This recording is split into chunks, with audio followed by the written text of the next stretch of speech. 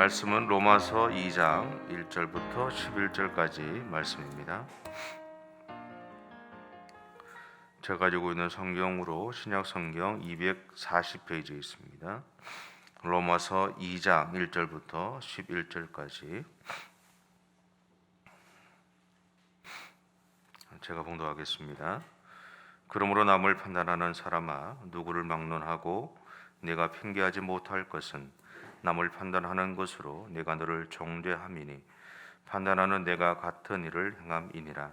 이런 일을 행하는 자에게 하나님의 심판이 진리대로 되는 줄 우리가 아노라. 이런 일을 행하는 자를 판단하고도 같은 일을 행하는 사람아, 내가 하나님의 심판을 피할 줄로 생각하느냐?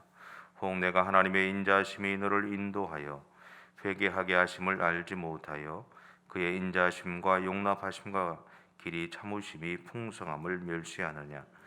다만 내 고집과 회개하지 아니한 마음을 따라 진노의 날 곧 하나님의 의로우신 심판이 나타나는 그날에 이 말 진노를 내게 쏟는도다. 하나님께서 각 사람에게 그 행한 대로 보응하시되 참고 선을 행하여 영광과 존귀와 썩지 아니함을 구하는 자에게는 영생으로 하시고, 오직 당을 지어 진리를 따르지 아니하고 불의를 따르는 자에게는 진노와 분노로 하시리라. 악을 행하는 각 사람의 영에는 환난과 곤고가 있으리니 먼저는 유대인에게요 그리고 헬라인에게며, 선을 행하는 각 사람에게는 영광과 존귀와 평강이 있으리니 먼저는 유대인에게요 그리고 헬라인에게라. 이는 하나님께서 외모로 사람을 취하지 아니하심이라. 아멘. 원래 한 절씩 교독하죠. 오랜만에 하니까 잊어버렸습니다. 그 로마서 1장 32절을 보시면, 로마서 1장 그 마지막 절인데요, 이렇게 돼 있어요. 그들이 이 같은 일을 행하는 자는 사형에 해당한다고 하나님께서 정하심을 알고도 자기들만 행할 뿐 아니라 또한 그런 일을 행하는 자들을 옳다 하느니라. 여기서 바울은 사람들의 마음이 너무나 타락해서 자신들의 죄를 자랑하고 있다고 말하고 있습니다. 그리고 오늘 본문은 사람들이 자신의 죄를 자랑하고 있다는 바로 이 말에서 시작된다고 생각합니다. 그래서 이것을 다르게 표현하면 사람들은 자기를 의롭다라고 생각하고 있다라는 것이죠. 그래서 본문 1절에서는 사람들이 서로를 판단하고 있다라고 말하고 있습니다. 왜냐하면 우리가 누군가를 판단한다는 것은 내가 판단하는 그 사람보다 내가 의롭다고 생각하기 때문입니다. 또한 나는 그런 일을 행하지 않고 있다고 믿기 때문이죠. 그래서 누군가를 쉽게 판단하고 또 판단하는 그 자리에 서는 것이 일반적인 우리들의 모습이기도 합니다. 하지만 우리는 이것이 얼마나 어리석은 결정인지를 알죠. 예를 들면 우리 주변에 부모님의 술 문제나 폭력 문제, 재정적인 문제 등으로 힘겨운 삶을 살아가는 사람들이 이제 있습니다. 그리고 그들은 나는 내 부모와 같은 삶을 살지 않겠다고 맹세하죠. 그리고 그러면서 자신의 부모를 이렇게 판단하는 모습을 보게 되고 또 주변 사람들을 판단하는 그런 모습도 봅니다. 하지만 어느 정도 시간이 지난 다음에 이렇게 돌아보면 그렇게 말하고 결정했던 또 결심했던 나 또한 그러한 삶의 영향을 받고 있는 것을 이제 보게 됩니다. 그래서 예수님은 마태복음 7장 1절부터 5절에서 이렇게 말씀하십니다. 제가 현대인의 성경으로 읽어볼게요. 너희가 판단을 받지 아니하려거든 남을 판단하지 말아라. 너희가 남을 판단하는 것만큼 너희도 판단을 받을 것이며 남을 저울질하는 것만큼 너희도 저울질 당할 것이다. 왜 너는 형제 눈속에 있는 티는 보면서 내 눈속에 있는 들본을 보지 못하느냐? 내 눈속에 들보가 있는데 어떻게 형제에게 내 눈 속에 있는 티를 빼내 주겠다 하고 말할 수 있느냐?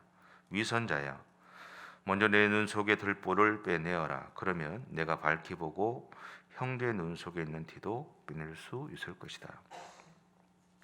오늘 본문 1절에 이렇게 말합니다. 그러므로 남을 판단하는 사람아, 누구를 막론하고 내가 핑계하지 못할 것은 남을 판단하는 것으로 네가 너를 정죄함이니 판단하는 내가 같은 일을 행함이니라. 우리는 자기가 의로운 듯이 행동하며 다른 사람을 판단하고 비판하면서 어느 순간 다른 사람이 보지 않을 때나 내가 인식하지 못하는 사이에 내가 비판하던 바로 그 사람처럼 살아가고 있습니다. 사실은 이게 제 모습이라는 생각이 참 많이 들더라고요. 그러니까 목사이기 때문에 또 나름대로 내가 예수 믿는 사람으로 나는 이렇게 살아야 돼라는 상당히 도덕적으로 높은 수준을 요청하는 제 자신이 어느 순간 이렇게 돌아보니까 제 자신이 이미 제가 이렇게 비판하고 판단하면서 책망했던 그 사람들과 똑같은 삶, 오히려 더 심한 삶을 살고 있는 제 자신을 볼 때가 너무 많더라라는 얘기입니다. 좀 부끄러운 이야기지만 사실은 제가 이 말씀을 준비하면서 제 자신이 자꾸 보여서 좀 그렇더라고요. 어쨌든 오늘 성경은 이런 사람들을 향해서 이렇게 선언합니다. 너도 하나님의 심판을 피할 수 없다. 그리고 5절은 이렇게 표현합니다. 내 고집과 회개하지 아니하는 마음을 따라 산다. 하나님의 심판을 받는 사람은 누군가에게 판단받는 행동을 하면서도 그렇게 행하고 있는 자신을 보지 못하고 다른 사람의 들보를 찾기 위해서 혈안이 되어 있는 사람을 말합니다. 그리고 하나님의 음성에 순종하지 않고 자신의 잘못에 대해서 회개하지 않는 사람을 말하죠. 우리는 예수님의 12 제자 중에서 가룟 유다를 기억합니다. 그는 3년 동안 예수님을 따라다니면서 온갖 굳은 일들을 다 맡아서 했던 사람입니다. 우리는 쉽게 얘기해서 그냥 예수님을 따라다니면서 예수님의 무리에서 가지고 있었던 재정을 해결했던 사람이라고 생각하지만 사실은 재정을 붙잡고 있다라는 것은 그 공동체 전체의 살림을 살고 있다라는 것을 의미하거든요. 보이지 않는 부분까지 아주 세세한 문제까지 다 해결하는 그 역할들까지도 했던 사람이 가룟 유다입니다. 어쩌면 자신의 전생애의 전체를 내걸고 예수님을 따라다녔던 사람이 사실은 가룟 유다였어요. 그가 그렇게 할 수 있었던 이유는 예수님에 대해서, 아니 예수님을 보면서 그가 뭔가 발견했기 때문입니다. 기대함이 있었기 때문이죠. 그런데 그가 예수님을 바라보면서 보았던 것은 메시아라는 거였고, 또 메시아로서의 예수님이 자신들을 구원해 줄 것이고 자신들의 삶을 이끌어 줄 것에 대해서 기대함을 갖고 있었습니다. 그래서 그는 그 3년 동안 예수님을 따라다니는 시간 동안 자신이 했던 그 온갖 굳은 일들에 대해서 불평하지 않습니다. 오히려 기쁨으로 감당하죠. 그런데 이 3년이 다 돼가는 시간이 다 돼가면서 이 3년의 시간을 보내면서 그의 마음속에 갈등이 생깁니다. 이게 뭐냐면 자신이 보았을 때 예수님의 모습에서는 메시아로서의 삶을 살지 않는 것 같은 생각이 드는 거죠. 자기가 생각했던 예수님의 모습은 아니었습니다. 자기가 기대했던 메시아로서의 예수님의 삶이 아니었던 거죠. 이 갈등은 결국은 그의 마음속에 심한 배신감으로 바뀌게 되었고, 결국 그 실망감들, 배신감이 그로 하여금 은 30에 예수님을 팔게 만들었던 겁니다. 그럼에도 불구하고 우리가 가룟 유다를 이렇게 늘 이야기할 때 꼭 놓치지 않고 이야기하는 것 중에 한 가지가 그거죠. 자신의 실수를 자기가 잘못했음을 예수님을 팔았던 것이 실수였다는 것을 깨달은 후에도 가룟 유다가 예수님에게 용서를 구하지 않았다라는 것을 우리는 늘 이야기합니다. 근데 오늘 우리의 삶을 이렇게 보면 우리는 어떨까? 여러분은 아닐지 몰라도 저는 어떨까? 돌아오면 저도 내가 실수한 것에 대해서 가서 내가 실수했다고 이야기를 할까?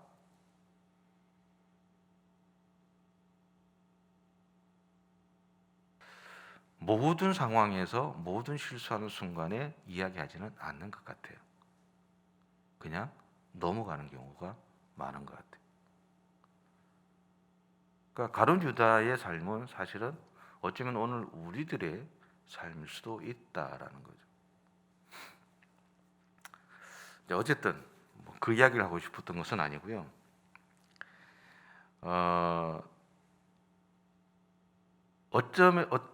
그럼에도 불구하고 가룟 유다의 잘못은 자신의 실수를 깨달은 다음에 예수님을 찾아가지 않은 것이 가룟 유다가 가지고 있었던 가장 큰 실수였습니다. 아마 그가 그렇게 했던 이유 중에 하나는 자기가 이 자기의 판단 미스에 대해서 자기 스스로를 용서하지 못했기 때문이 아닐까라는 생각을 해요. 그럼에도 불구하고 가룟 유다의 진정한 잘못은요, 그가 실수의 자리에서 하나님을 찾지 않았다는 것. 저도 마찬가지고 아마 여러분도 마찬가지로 있을 것 같아요. 모든 실수의 상황에서 그 실수에 대해서 인정하지 못하죠. 않습니다. 않을 때가 많아요. 그런데 제가 부탁하고 싶은 것은 그런 거죠. 모든 실수의 상황에서 우리가 인정하지 않고 이게 넘어갈 때가 있지만 그럼에도 불구하고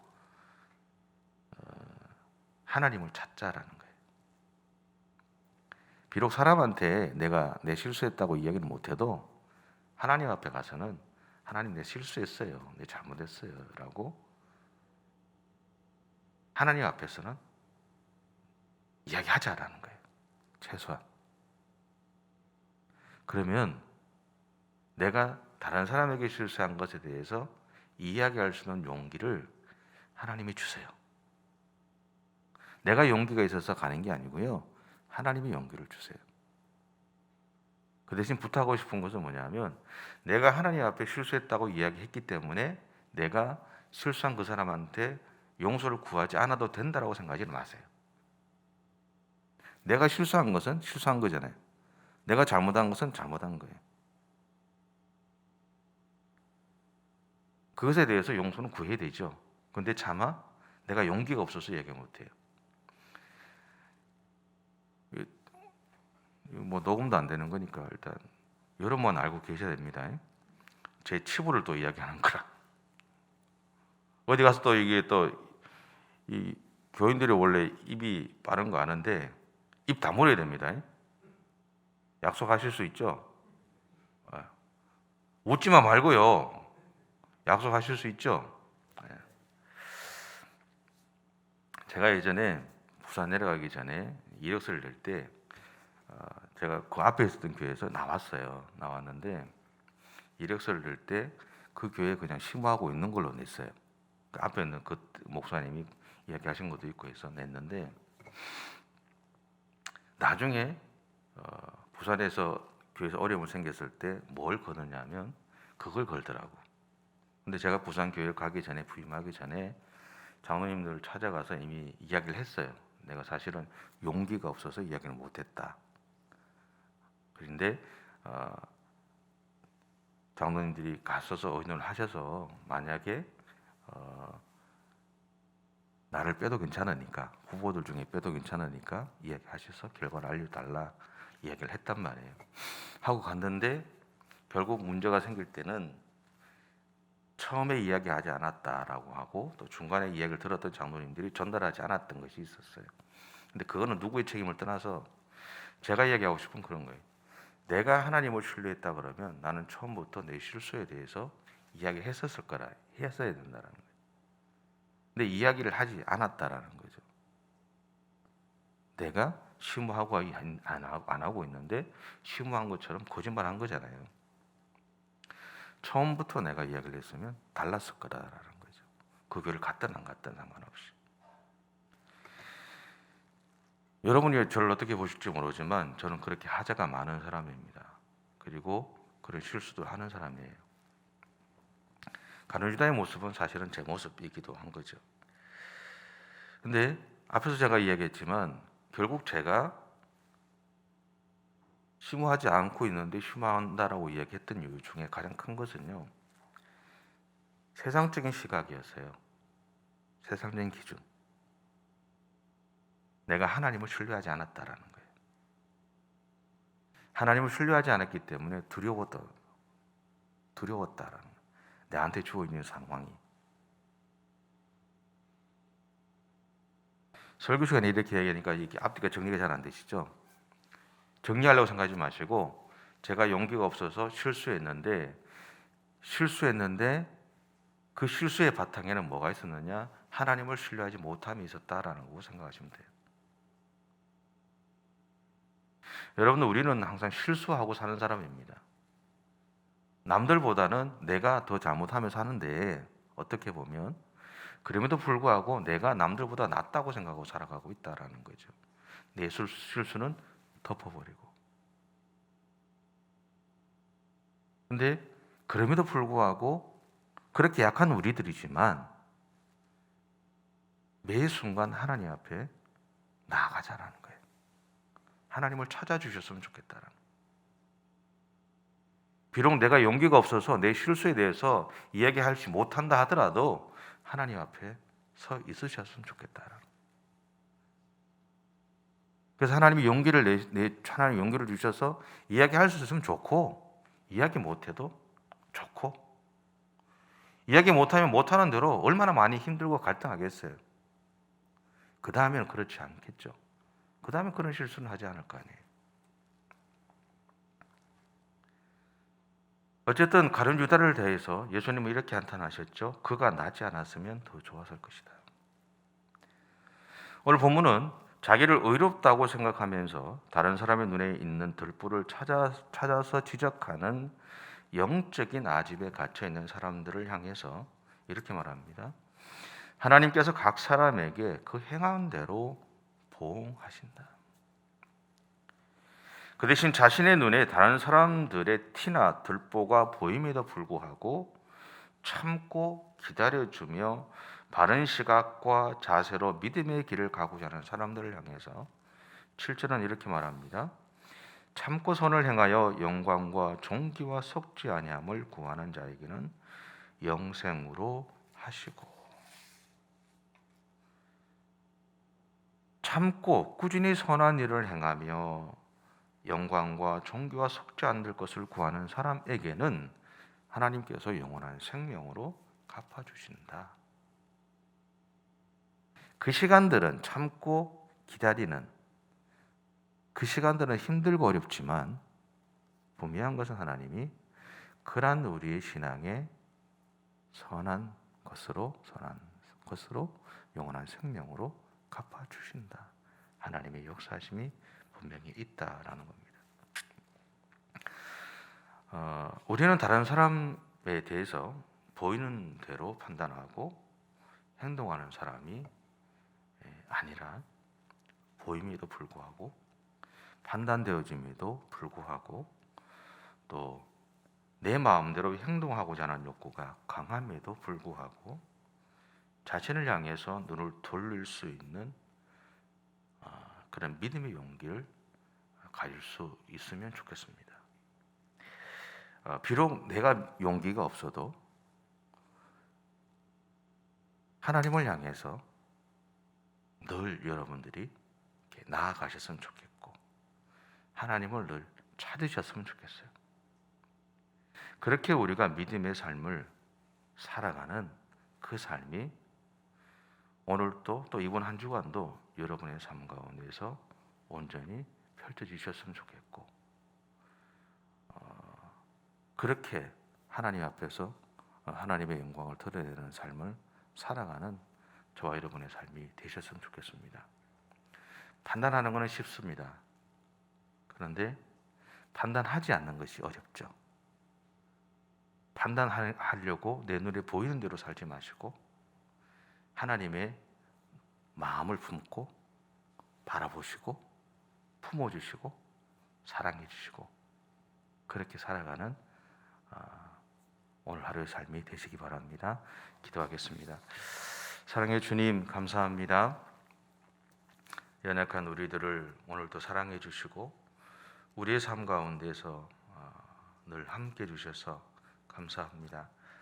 말씀을 대할 때마다 늘 생각되는 것은 참 부족하다라는 생각, 내가 참 연약하다는 생각, 내가 너무나 약하다는 생각, 내가 너무나 내 생각 속에 갇혀 있다는 생각, 그 마음들이 참 많이 드는 것은 어쩔 수가 없습니다. 그렇게 우리는 연약하고 부족하지만 그럼에도 불구하고 그 연약한 모습 그대로, 그 약한 모습 그대로, 그 실수하는 모습 그대로 오늘도 하나님 앞에 섭니다.